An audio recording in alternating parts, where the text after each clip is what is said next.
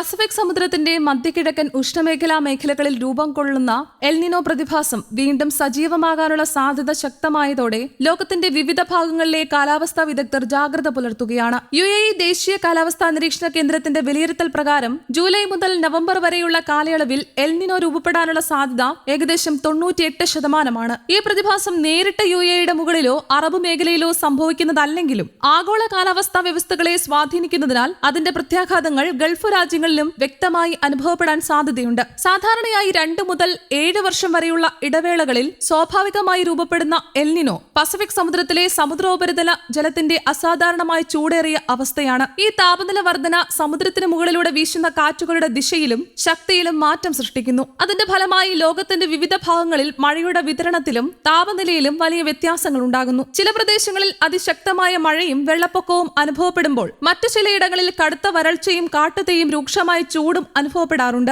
2026 രണ്ടാം പകുതിയിൽ UAEയിൽ സാധാരണയേക്കാൾ ഉയർന്ന താപനില രേഖപ്പെടുത്താൻ സാധ്യതയുണ്ടെന്നാണ് കാലാവസ്ഥാ നിരീക്ഷകരുടെ മുന്നറിയിപ്പ്. പ്രത്യേകിച്ച് തീരപ്രദേശങ്ങളിൽ വായുവിലെ ഈർപ്പത്തിന്റെ അളവ് ഗണ്യമായി വർദ്ധിക്കാം. ഇതോടെ അനുഭവപ്പെടുന്ന ചൂട് യഥാർത്ഥ താപനിലയേക്കാൾ കൂടുതലായി തോന്നുകയും പുറം ജോലികളിൽ ഏർപ്പെടുന്നവർക്ക് കൂടുതൽ ബുദ്ധിമുട്ടുകൾ സൃഷ്ടിക്കുകയും ചെയ്യും. രാത്രികാലങ്ങളിലും ഈർപ്പം കൂടുതലായതിനാൽ ചൂടിൽ നിന്ന് ആശ്വാസം ലഭിക്കുന്ന സമയം കുറയാൻ സാധ്യതയുണ്ട്. ചരിത്രപരമായ കാലാവസ്ഥാ രേഖകൾ പരിശോധിക്കുമ്പോൾ എൽനിനോ വർഷങ്ങളിൽ അറബിക്കടൽ മേഖലയിലും അറേബ്യൻ ഉപദ്വീപിലും ശരത്കാല മാസങ്ങളായ സെപ്റ്റംബർ, ഒക്ടോബർ, നവംബർ കാലയളവുകളിൽ ഇടിമിന്നലോടുകൂടിയ ശക്തമായ മഴ ലഭിച്ച സംഭവങ്ങൾ നിരവധി തവണ രേഖപ്പെടുത്തിയിട്ടുണ്ട്. അന്തരീക്ഷത്തിലെ അസ്ഥിരത വർദ്ധിക്കുന്നതിനാൽ പെട്ടെന്നുള്ള മഴ, ശക്തമായ കാറ്റ്, ഇടിമിന്നൽ തുടങ്ങിയ പ്രതിഭാസങ്ങൾ വർദ്ധിക്കാമെന്നാണ് വിദഗ്ധരുടെ വിലയിരുത്തൽ. Emirates Astronomical Society chairman Ibrahim Al ജർവാന്റെ അഭിപ്രായത്തിൽ എൽനിനോയുടെ സ്വാധീനം UAEയിൽ നേരിട്ടല്ലെങ്കിലും അതിന്റെ ഫലങ്ങൾ വളരെ വ്യക്തമായ രീതിയിൽ അനുഭവപ്പെടും. ഗൾഫ് മേഖലയിലുടനീളം ശരാശരിയേക്കാൾ ഉയർന്ന ചൂടും തീരപ്രദേശങ്ങളിൽ അസാധാരണമായ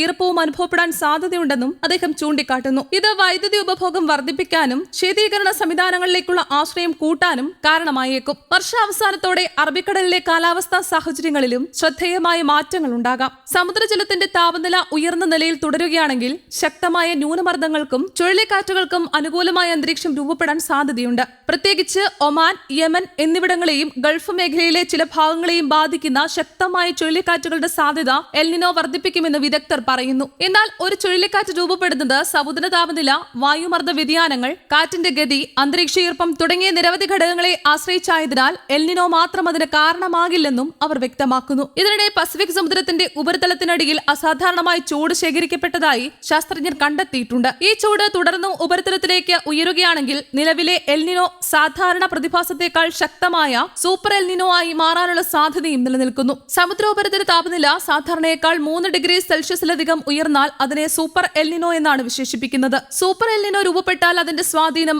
ആഗോളതലത്തിൽ കൂടുതൽ വ്യാപകമായിരിക്കും. ലോകത്തിന്റെ വിവിധ ഭാഗങ്ങളിൽ റെക്കോർഡ് ചൂട്, കടുത്ത വരൾച്ച, അതിശക്തമായ മഴ, വെള്ളപ്പൊക്കം, കൃഷിനാശം തുടങ്ങിയ പ്രതിഭാസങ്ങൾ വർദ്ധിക്കാൻ സാധ്യതയുണ്ട്. ആഗോള ശരാശരി താപനിലയിൽ വലിയ ഉയർച്ചയുണ്ടാവുകയും 2027 ലോക ചരിത്രത്തിലെ ഏറ്റവും ചൂടേറിയ വർഷങ്ങളിലൊന്നായി മാറുകയും ചെയ്യാമെന്നാണ് കാലാവസ്ഥാ വിദഗ്ധരുടെ മുന്നറിയിപ്പ്. News desk, Kerala Kaumudi.